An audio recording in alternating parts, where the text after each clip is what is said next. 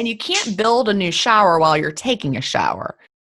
You have to stop. So it's the same kind of a thing. You can't rest and repair while you're constantly, also trying to break down the food. That's why it's important to take a break. And I really think, one day we'll look back on the dietary advice to eat, all these frequent small meals. We'll be like, what were we thinking?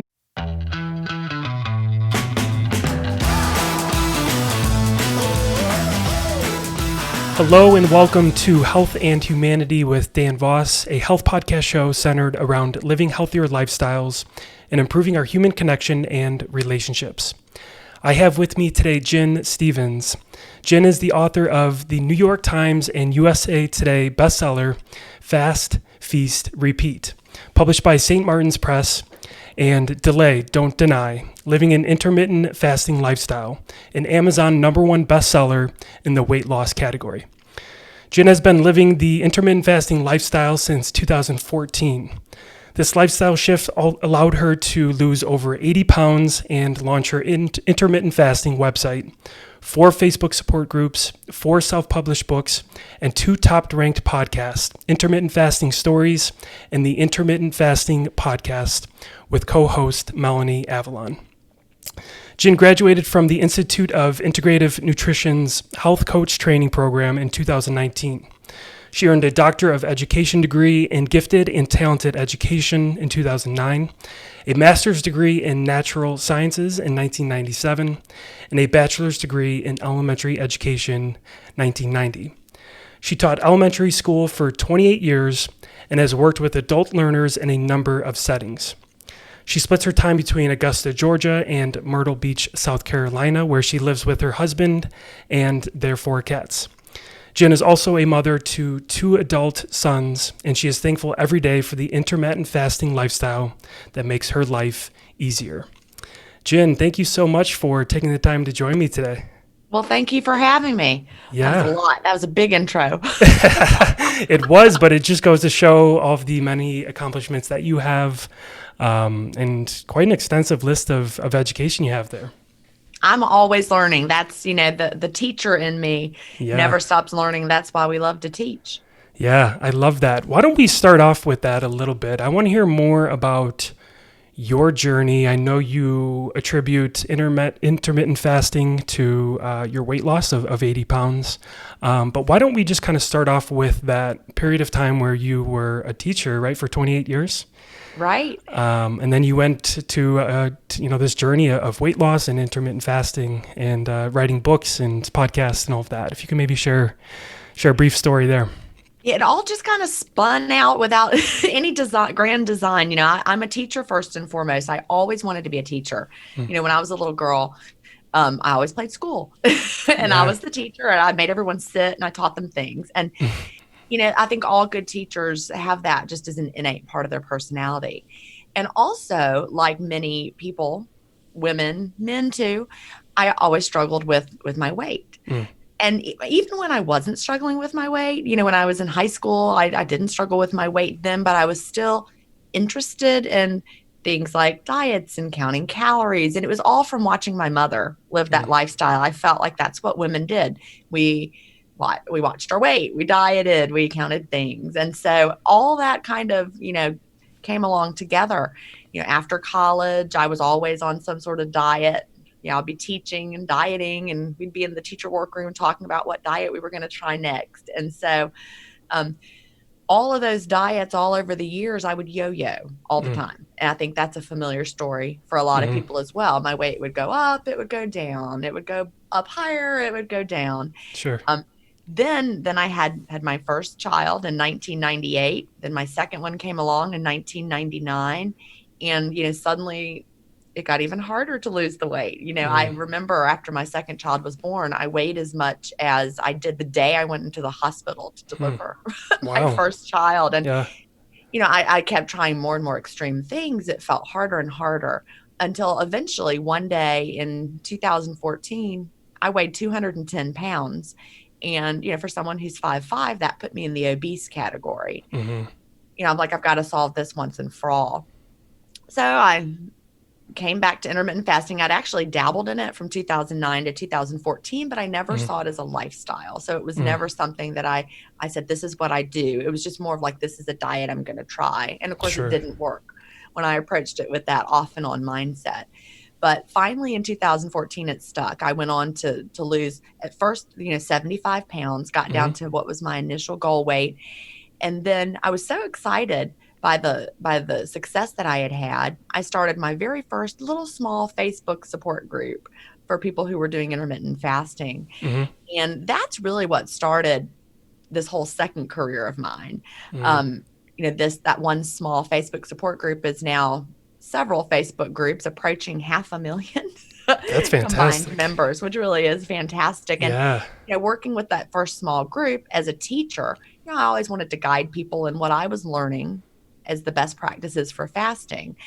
And so that led me to write my first book in 2016. It was really something I just wanted to put into people's hands, like, here, read this. This will teach you what you need to do. And it was my teacher voice, along with my experience with diets and weight loss and all that I'd done, rolled together with all the best science that we knew about intermittent fasting and how to make that into a lifestyle. So that was where Delay, Don't Deny was born.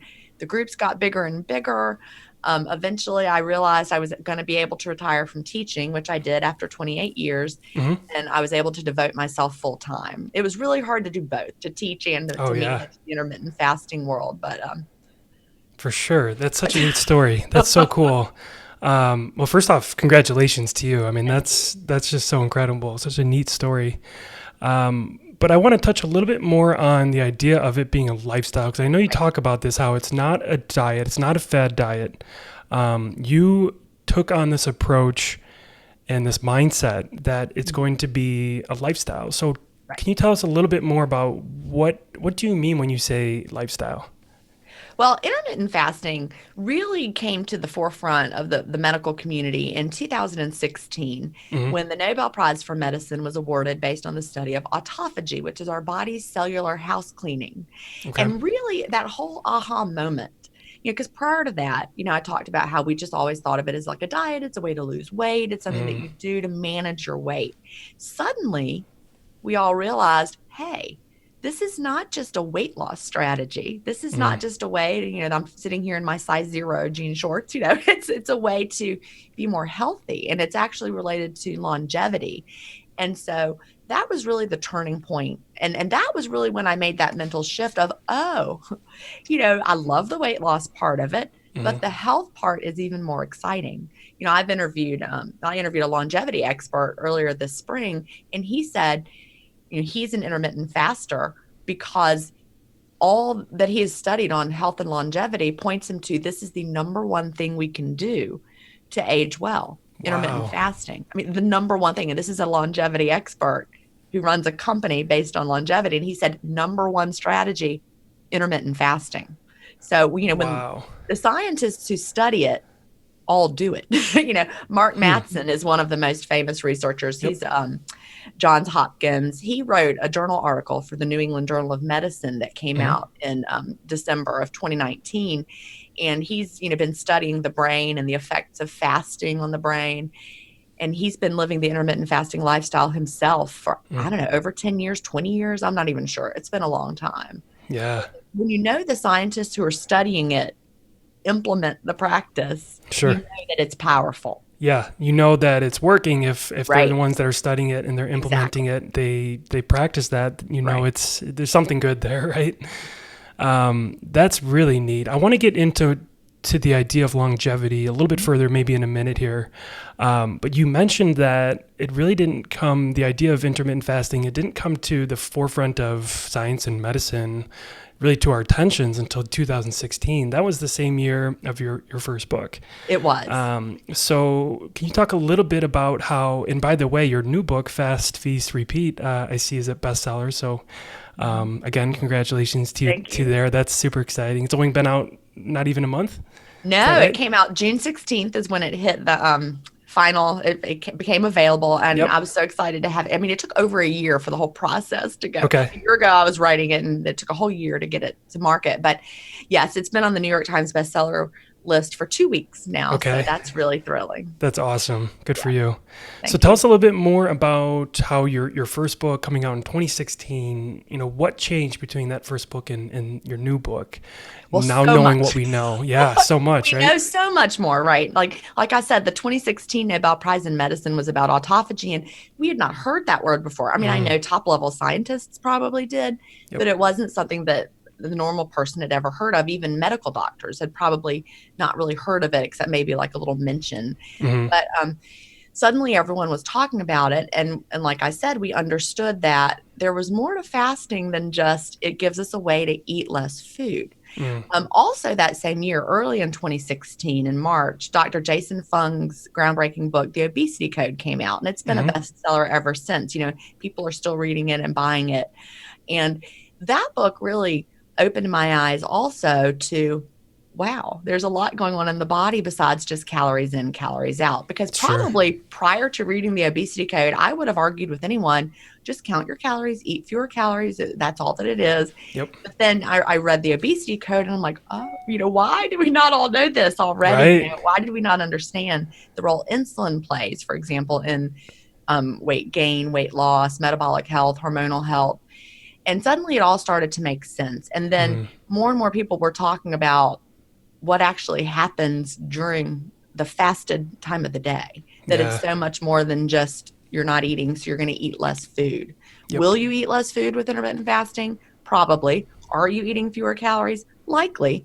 But is it just the fact that you're eating fewer calories that's giving you the benefits? No. Hmm.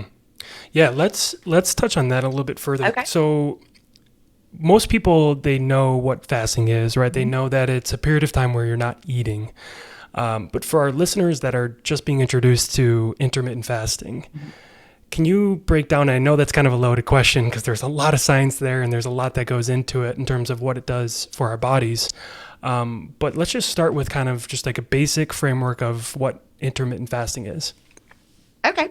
Well, with intermittent fasting, obviously you're fasting intermittently, as in the name of it, which means, periodically.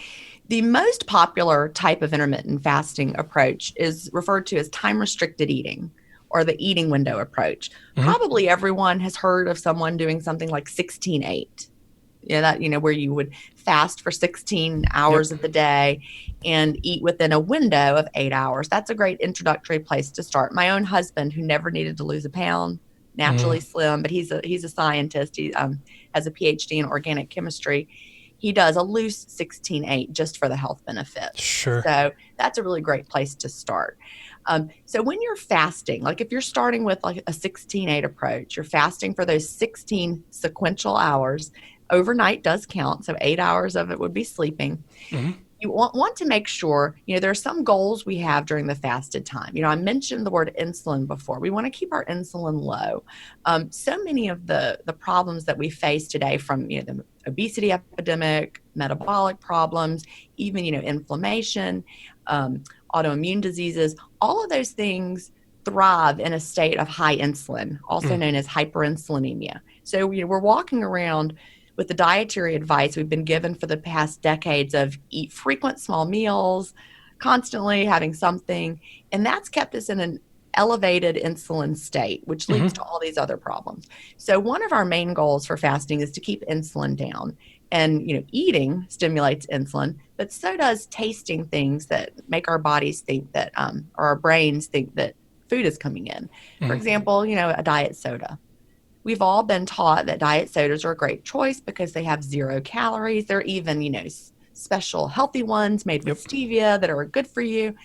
Well, your brain tastes that sweetness coming in and thinks, we're having something sweet, sugar, calories. Of course, our brain doesn't understand it's 0 calories. So we release insulin in response to this sweet taste, and it gets that whole cycle going. Also, when you have high levels of insulin, you're not able to tap into your fat stores very well. So Okay. when we're fasting, we don't want to taste anything that makes our brain think food is coming. And that's really, I Mm. learned that from reading the obesity code. And that's when really everything shifted for me and fasting got easier. You want to stick with plain water, Yep. black coffee, plain tea, Mm.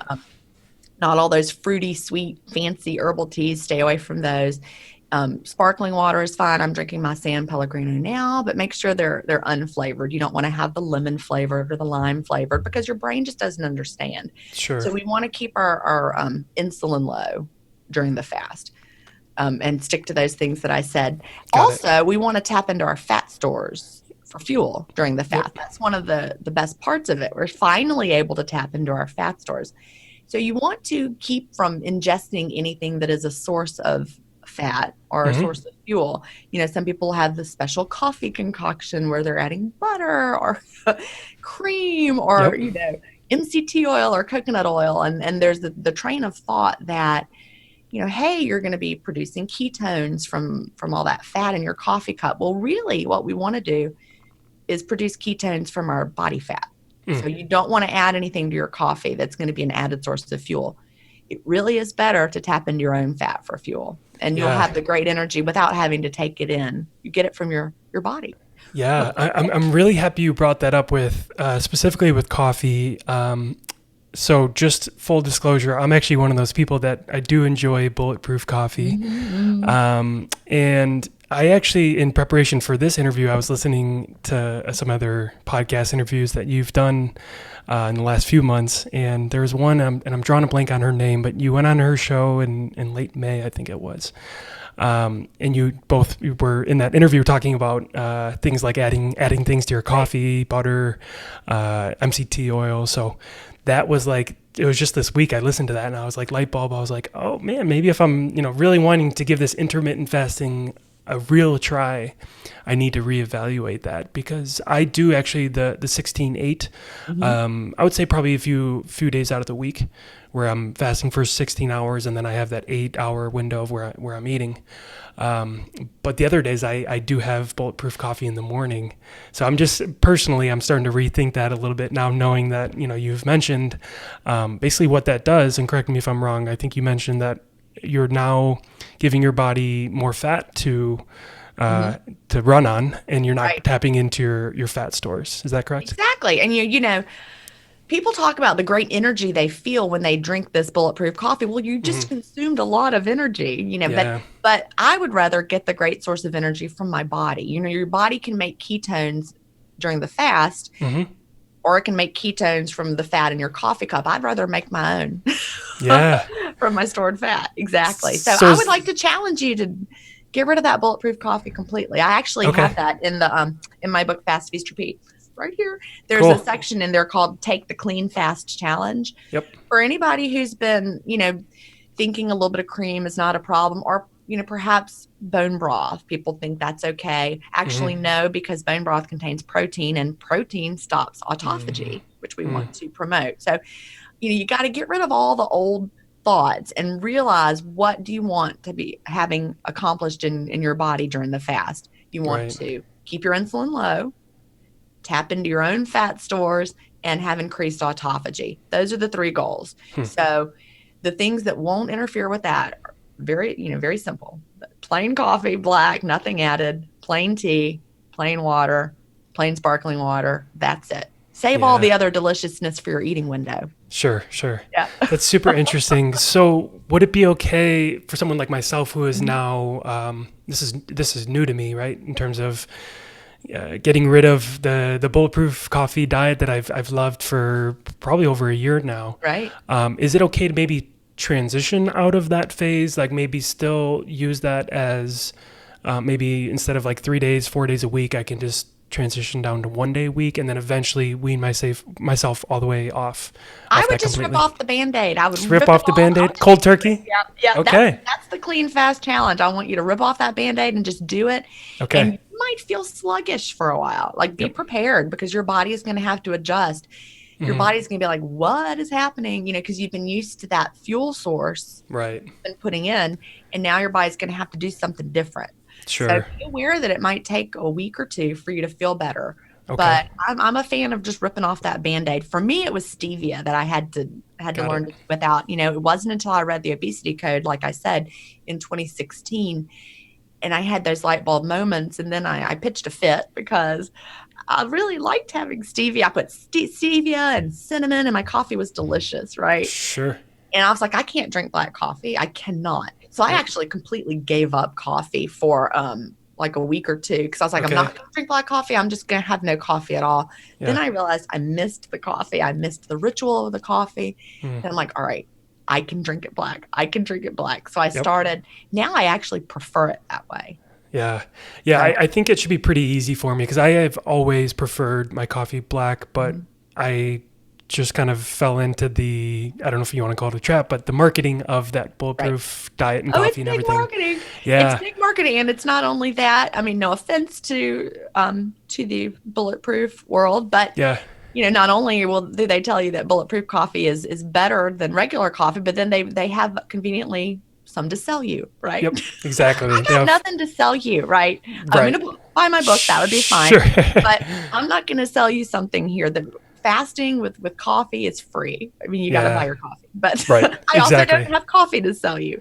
Just, I'm not trying to keep you from a delicious treat. I just genuinely believe that you will be happy that you made the switch. Yeah, that's really great. Yeah. You might have mentioned this, I believe you did, in terms of energy. And I hear from people that do intermittent fasting, and even when I do it, like I said, it's usually a couple days out of the week. I notice there's a spike of energy when I get to a certain level, a certain hour, where I have a spike of energy. Is it because we are producing ketones naturally from our fat stores, or what's the process there? Yep. And that's not going to happen right at first, like on day one. And it also might not happen for anyone if their eating window is too long. I'm a 50-year-old, almost 51-year-old woman. So for me, I can't take in as much energy and have as long of a window and still, get into ketosis every day. Yep. I find that a 2 to 6 hour eating window every day is what works really well for me. And I just switch it up based on how busy I am. And, if I'm hungrier one day, I may open a little earlier. But for me, I find as long as I stick to around a 2 to 6 hour eating window, the next day around midday, I start getting the feeling, I can feel that I'm getting into ketosis. Anywhere, depending on what I ate the day before, it can be anywhere from 12 to 18 hours after my last meal. It just really depends. Or if I had a few glasses of wine, it takes me longer the next day. Sure. But you start feeling like I can actually feel, because I've been doing this for so long, I can actually feel like I might feel like I'm hitting a little slump. And then once I get past that slump, boom, there's the energy. And it has to do with your liver glycogen stores. When you eat, your body uses some of the food, obviously, for energy at the time, but then it stashes away what it hasn't used. It stashes fat away in, your fat stores, but it stashes away sugary kind of things the glucose in your liver as stored glycogen. And that is what fuels you during the first part of your fast. Your liver is emptying out that stored glycogen. Yep. And then I can actually kind of feel, like I said, a lot of days I'll have like a little lull period. And I think that's when my body's like, all right, we're at the end of the glycogen, or we're getting low. And then boom, we switch over to ketone production. That fuels the brain so well, which is why our bodies do it. We make the ketones, and then we have that great burst of mental clarity. Yeah. Okay, cool. So you said your eating window is about 2 to 6 hours on average. Now, is that like an everyday thing that you're doing about every day? Yeah, I do it every day. It's a lifestyle, right? Well, it's just because I feel better that way. It's funny. We just celebrated our 29th wedding anniversary earlier. Oh, congratulations. Thank you. You still wake up in the morning sometimes. You're like, it's a special occasion. We could go to brunch. I'm like, I don't want to go to brunch. I don't want to eat early and be draggy. Yep. And, you just don't want to. You like the way you feel when you're in the fasted state. So we just, my husband and I both, he eats lunch, but I just like any other day, even though it's a special occasion, I like the way I feel when I'm have my eating window later in the day. Now I'm going to go to the beach next week with some friends, and we'll probably have longer windows, but even so, a longer window might look like 9 hours. Okay. Got it. We might have brunch at around 11 or something. That's Cool.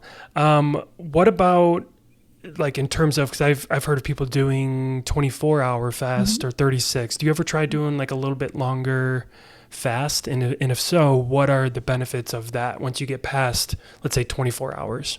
I actually had an impromptu fast over 24, a week or so ago. We were really busy. We were doing some things. We were at the lake with an uncle, and I didn't get home we probably got home around 7 p.m. And so I hadn't eaten. I opened my window when I got home, and I think I'd been right at 24 at that point. So I don't purposefully schedule longer fasts for myself. Okay. They just kind of happen here and there, very, very Mm-hmm. rare. I haven't skipped a day of eating, meaning I woke up and didn't eat and went back to bed without eating. I Sure. haven't skipped a day of eating since 2016. But Okay. back in 2016, I did some experimenting with the alternate daily fasting protocols, ADF, with Mm-hmm. up and the down day methods, where you go maybe 36 to 42 hours without eating, and then you have an up day, which means you just eat. You're not restricting yourself. You might have breakfast, lunch, and dinner that day, or at the very least, lunch and dinner. After you have a longer fast, you need to have kind of a refeeding day where you're not restricting. Like I wouldn't recommend doing, a 48-hour fast, having one meal and then hopping back into another Sure. long fast. You really can over fast, which is something that sorry, a lot of people don't understand that, because we're in the more must be better Yep. kind of mentality sometimes. So they're like, well, if I can fast for 24 or 36, then how about I just fast, for a week? Right. Right. And really, there's a point when your body starts to feel like it becomes a negative stress. So you want to stay in that zone where you're in the sweet spot of the fast instead of pushing it to where your body starts to feel like, okay, there's really no food coming in. Let's slow down the metabolic rate. Yep. We've got some research on very little research on longer fasts, but there's one study in particular where they were studying people fasting up to 72 hours, or they fasted for 72 hours in this actual study. And it showed, for example, what their metabolic rate did during that period of time. So in the first part, like from hour 0, the metabolic rate actually increased in the participants. And then as they were going through hour 36, the metabolic rate was still higher. But then eventually it started to come down. They're, thinking about that curve. It curved up and now it's curving down. By the time they got to hour 72, it was on a definite downward slope. Now it was still higher than it had been at the start, but it showed that the metabolic rate was on the downward trajectory, which lets us know that eventually, if we're just fasting, our body's going to slow things down to protect us. That's super interesting. Yeah. So basically, that 72-hour framework based on this research is kind of that threshold where you would say if you go past that, then you might not have the same benefits you would have. Well, and you really want to just be cautious because a lot of things are going on in your body when you're fasting for a long time. Personally, I would not recommend doing 72 or beyond unless you're under medical supervision, because you want to make sure that everything's fine, your electrolytes, everything's safe. You want to be safe. Yeah. But even so, frequent, like let's say you liked the sound of that and you wanted to do, a 48-hour fast, and you started doing frequent 48-hour fasts, just one after the other without having the refeeds in between. We don't know when it's going to suddenly be too much for your body. Sure. We do know that alternate day fasting with the 36 hours of fasting and then a day of eating and then 36 hours of fasting, we know that that's a well-researched pattern and it's safe. And the metabolism generally stays, just fine during that. But we just don't know at what point your body is going to think, wow, this is just too much fasting. Right. Yeah. And then I guess to that point, is this something that can be done by anybody? Is intermittent fasting for everybody, or are there certain groups, certain age groups that you would say, let's stray away from that? So we know that intermittent fasting is not going to be recommended for kids and teens who are still growing and maturing and developing. So, if you've got a teenager and you think intermittent fasting might be something they would like to try, it's important to make sure that they're physically mature. So have a conversation with your child's doctor, because you can't just judge physical maturity on chronological age alone. Also, intermittent fasting is not right for a woman who is pregnant or breastfeeding. So, you don't want to be doing intermittent fasting approaches during that period of time. Some people, they don't understand why it's not a good idea during breastfeeding, because they think that only milk supply is a factor, but it also has to do with, we store toxins in our fat cells. And so you don't want to be losing a lot of fat, tapping into your fat stores that much during, while you're feeding your baby. So Sure. just Yeah. wait until your baby is weaned, and Got it. then you'll be fine to start. If you have other health conditions and you're concerned, for example, if you're type 1 diabetic or type 2 diabetic, talk to your doctor. Ever since it was in that New England Journal of Medicine article in December of 2019, doctors understand that intermittent fasting is a healthy approach. Most doctors are starting to get this message. Right. If your doctor has not, ask them to read that article and learn from that. And then they can work with you to make sure that you're developing an intermittent fasting approach that's safe for your medical conditions. Got it. That's good to know. I appreciate those disclaimers because obviously there are certain groups that it would not be healthy for. But for those that are outside of those groups and are healthy and are interested in trying it out, I'm definitely interested in myself. And like I said, I've been practicing it loosely. I think I'm definitely going to ramp it up, especially knowing now you said, I don't know if did you say it was a scientist or a doctor that's been studying it and says it's his research scientist, number one scientists and doctors. Yes. Yeah. And that one gentleman said it was the number one factor for longevity. Is that right? The number one intervention we can use for health and longevity. I mean, that's powerful. When you said that, I got chills. I was like, yeah, wow. That is absolutely fascinating because I've been getting more into the idea of longevity and just researching myself, different things that I can be doing to kind of aid that longevity.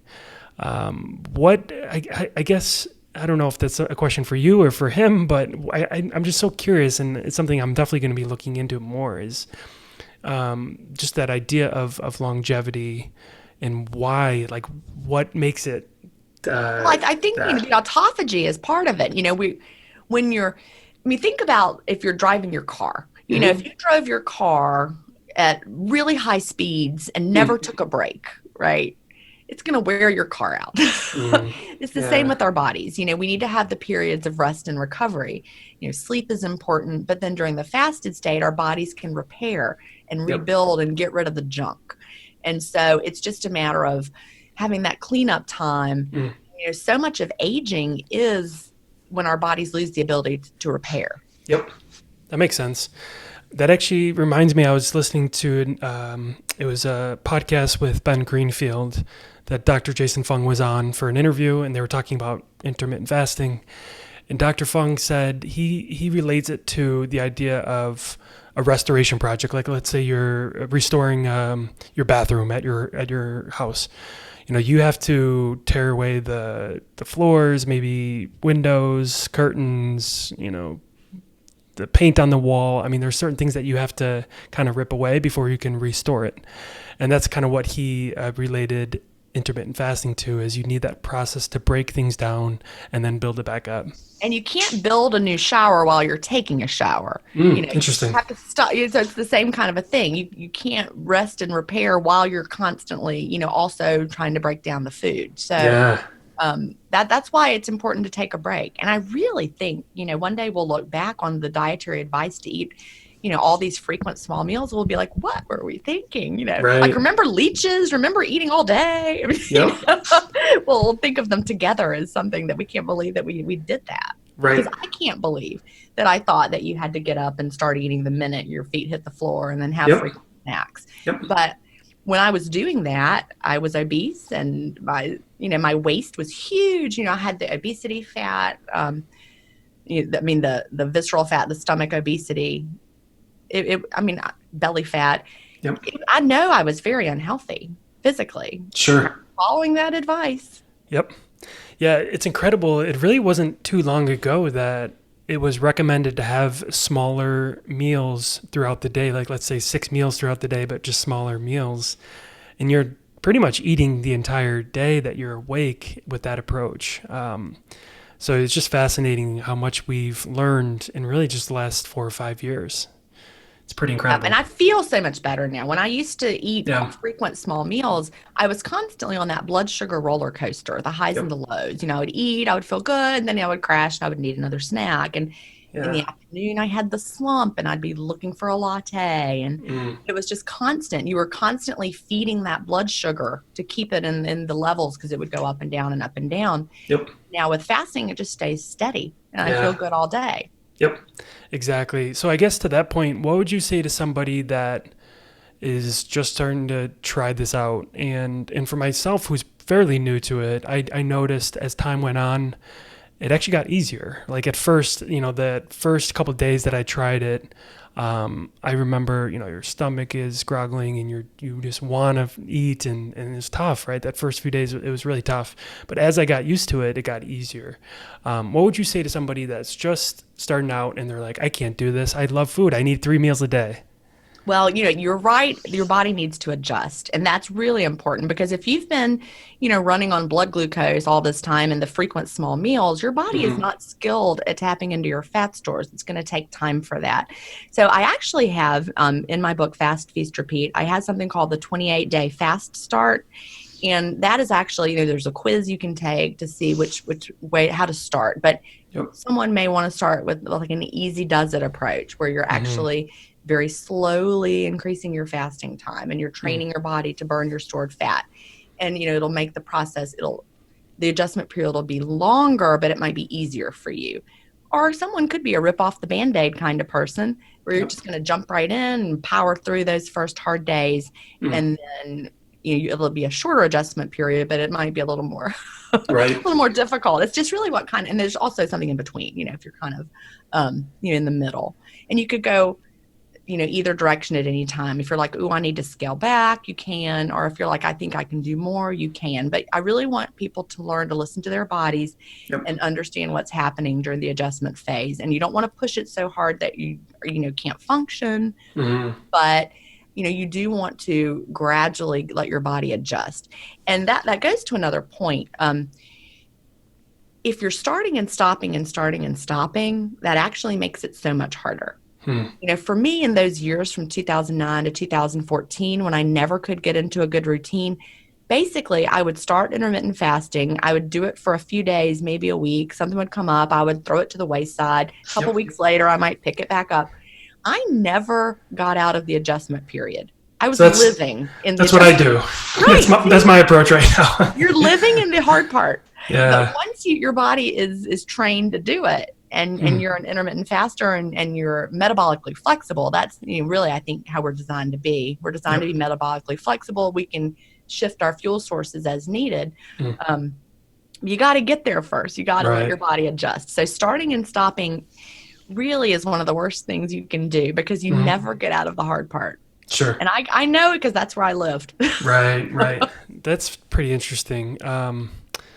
I think you mentioned, a really important thing is that we need to listen to our bodies. And I think that's important, whether it's fasting or just nutrition in general, or anything related to health, fitness, wellness. It's important to listen to your body and do what you think is going to be best. You can experiment and try things, but to not overdo it. So I think that is an important thing to keep in mind. Yeah, if it feels good, that's a good sign. I mean, I'm not talking about the adjustment phase. That's not going to feel good. Sure. But, over time, you should feel better and better. And if you start feeling worse and worse and worse month after month, that's a sign something's not right. Maybe exactly. Too much. Maybe, maybe it's the foods you're choosing to eat. You're not nourishing your body. We don't all react well to foods the same way. Right. Some people do better with a lower carb approach. I am on team carb. I do great with more of a whole foods, plant-based approach. I'm not a vegetarian, but I eat less meat. And if you believe you feel better eating a certain way, your body is sending you a message. Yeah, I think you're reading my mind because everything you just said there was what I was just going to segue into the next kind of conversation here.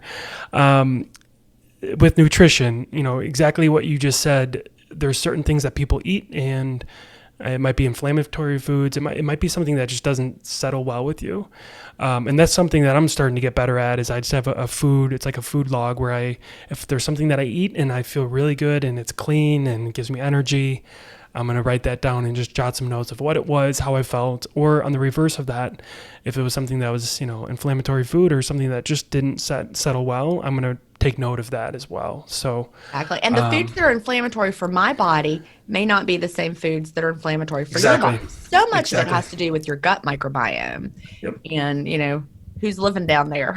Yeah. That's why I have such a hard time with, and I'm sure you do as well, with any kind of diet fads, because each one of those diets, of course, they're going to market to you and advertise to you as like, this is the only diet. It's for everybody. Like, this is the way. But that's just not the case, because we're all different. We all have different body shapes and sizes, and we have different reactions to different types of foods. So I think it's important to kind of experiment with that. So on that note, you mentioned, your diet a little bit. Can you tell us a little bit more about that, and what are some foods that you really like? I do great with like beans and grains and vegetables of all description. Yeah. Okay. They make me feel great. If I have like a big rice and beans bowl with a lot of vegetables on top, I feel so good. And, Nice. sour cream on top, I do great with dairy, Yep. those sorts of things. Meat, I eat less meat. Like I said, I'm not a vegetarian, definitely not a vegan. Cheese. Cheese and I'm with dairy, you. I love them, butter. But, I feel better when I have slightly less fat, less dietary fat. I've just noticed that over time. If I eat too much fat, too much meat, I start to feel more sluggish. And then I just need to kind of back off for a few days. But I just really cannot overdo the beans and the grains and the vegetables. They just really work well for me. I rarely eat fruit. People are like, "You don't like fruit? Do you think fruit is bad?" No, I just I don't tend to crave fruit for whatever reason. It sounds like we're on a pretty similar diet. I tend to do well with vegetables and grains. I'm starting to eat a lot less meat. I was eating quite a bit of meat as of, maybe a year ago or so. I did try, not that I really took it seriously, but there have been periods where I thought, well, maybe I can do vegan, but I just love cheese too much. And I do, I love dairy and I had my DNA analyzed, and I got the results back that say I am probably not a person who has trouble with dairy, because, probably 75% of the world genetically does not do well with dairy. I'm in the 25%. Yeah, that's really interesting. Is your ancestry more like European, like British Isles? Yep. Yeah. Northern. Yeah. Can you tell with my red hair?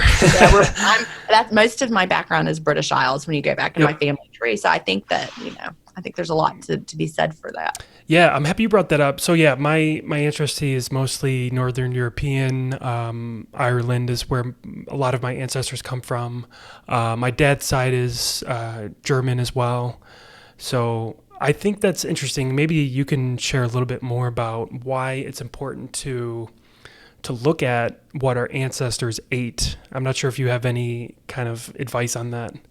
Well, it's just fascinating. And that science is still unfolding as far as like, how much of it is related to our DNA. And I think that it's safe to say more of it is related to your gut microbiome than your DNA. But there are definite factors that are related to your DNA, like I said, with the dairy.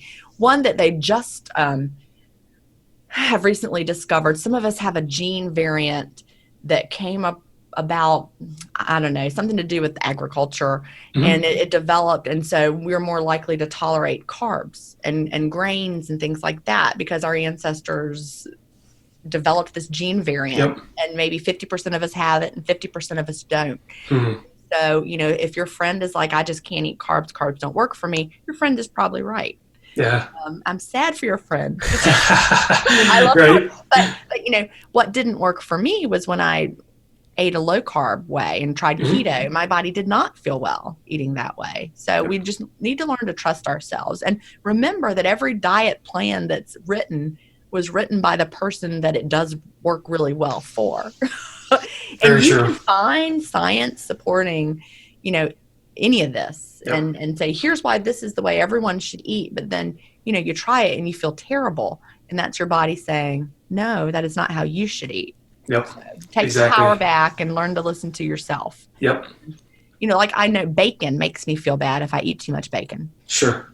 I just know that that's true. I love bacon. It's delicious. I still would eat some bacon, but I know that I don't do well when I eat a lot of it. And then there's people, in the keto plan who eat like giant amounts of bacon. They feel fabulous. Yep. So. Yep. Yeah. No, that's so true. I think for anyone that's listening that struggles with finding like the right diet, and I really don't even like to use the word diet. I would say it's more ingredients and nutrition. But anyone that's struggling to find the right foods for them, I would start with looking at your ancestors and what they historically ate. Because like you said, that really I think it's just a good start for aligning with what you're going to be able to tolerate or not.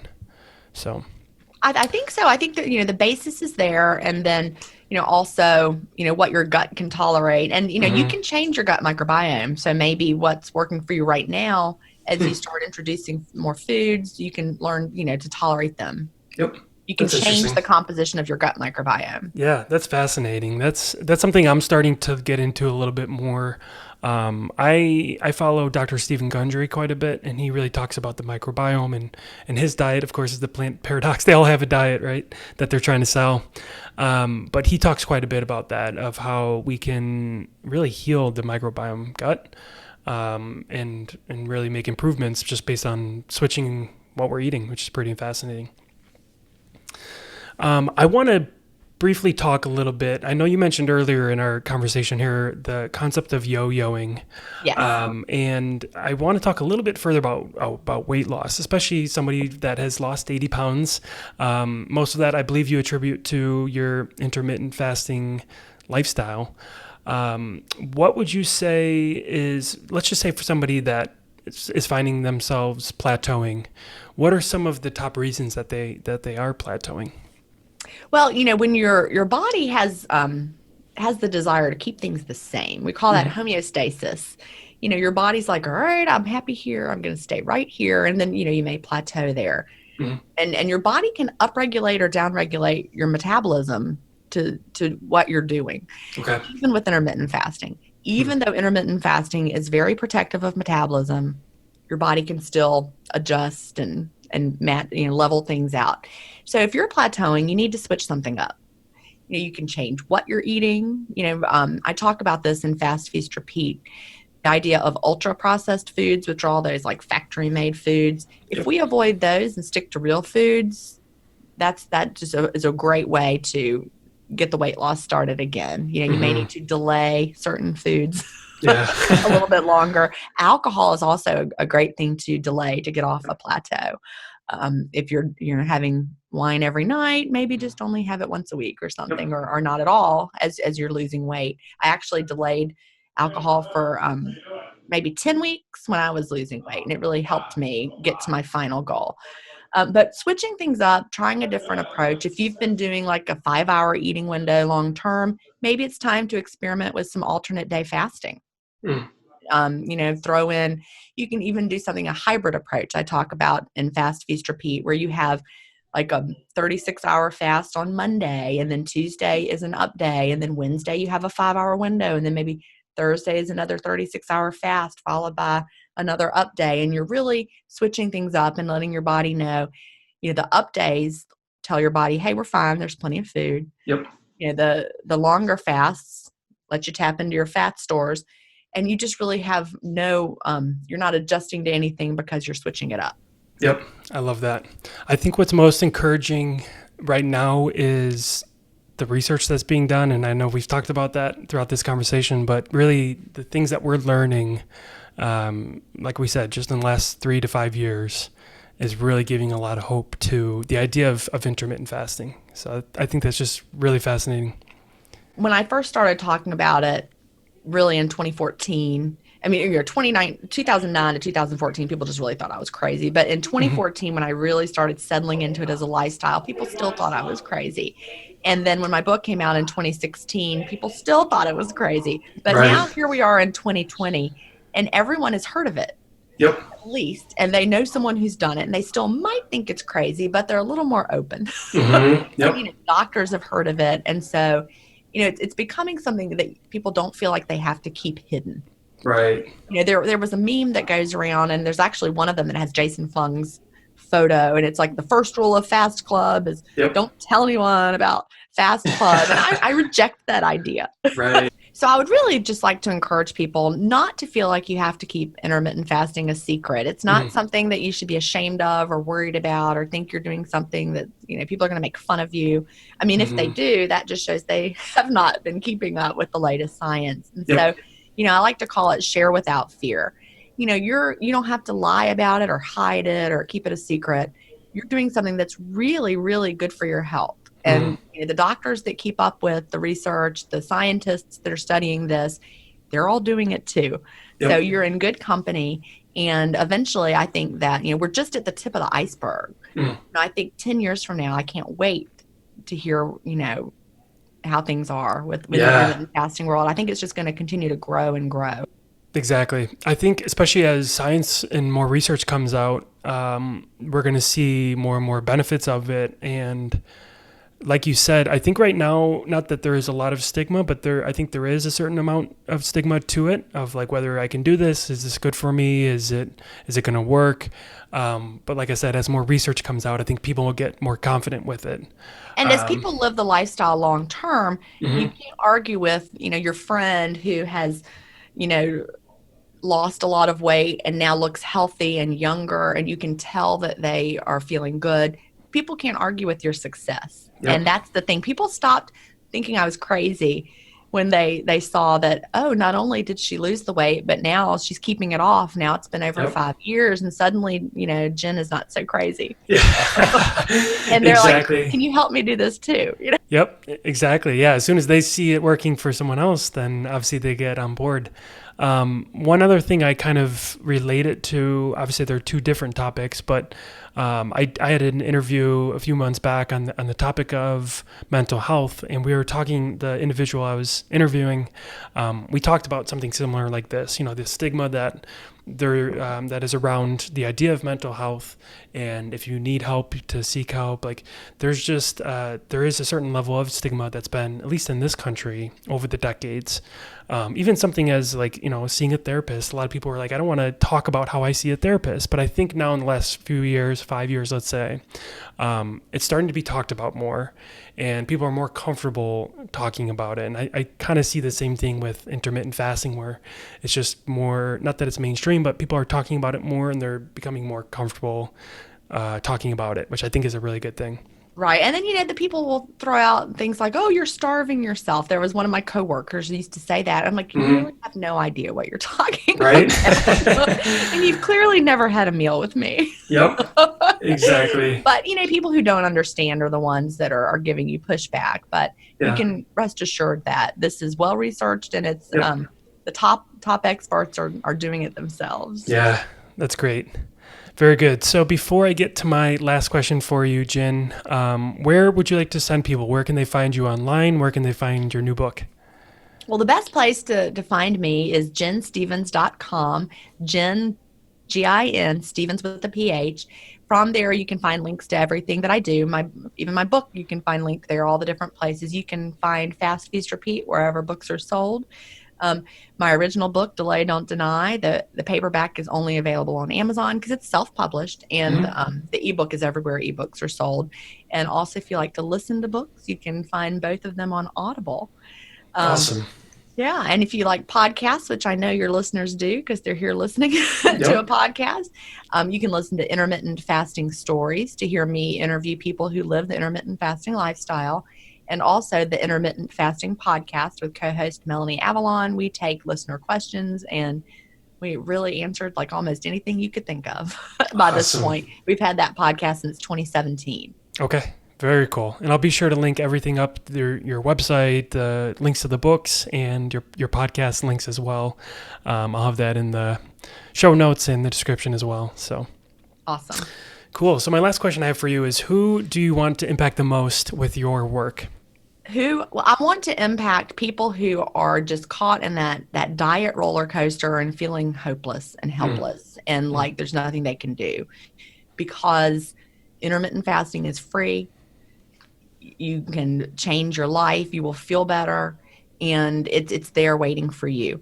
And there's no one size fits all way to do it. And I want everyone to feel empowered to take back the control away from the diet gurus. I'm not your diet guru. I'm your friend who's going to help you find the approach that works best for you, because we're all a study of one. And so my book is really, my whole message is one of empowerment, and you are in charge of your own journey, and you can figure out the approach that feels best to you. Now, I'm going to give you some science. Why do you want to fast clean? Why do you want to let your body adjust? What's happening, so that you understand why you don't want to start and stop and start and stop. But why are these, high quality foods better for your body? But once you understand that, you have the power to make the choices. No guilt. You're losing all that, falling off the wagon self-talk, for example. I have a chapter, There Is No Wagon. Yep. Yep. And my very favorite chapter in the whole book is the chapter on mindset. And I want to empower people to lose the diet mindset and instead have the mindset that you can do this. Yep. I love that. Super powerful. Thank you, Jen. Be sure to check out Fast, Feast, Repeat. It's now available online. I guess it's an interesting time Anywhere books are sold. Yeah, interesting time to launch a book during a global pandemic where a lot of physical stores are closed, but you can find it anywhere online. So very good. Well, thank you again, Jen. I really appreciate your time and you sharing your message. Awesome. Awesome. You have a great day. You too.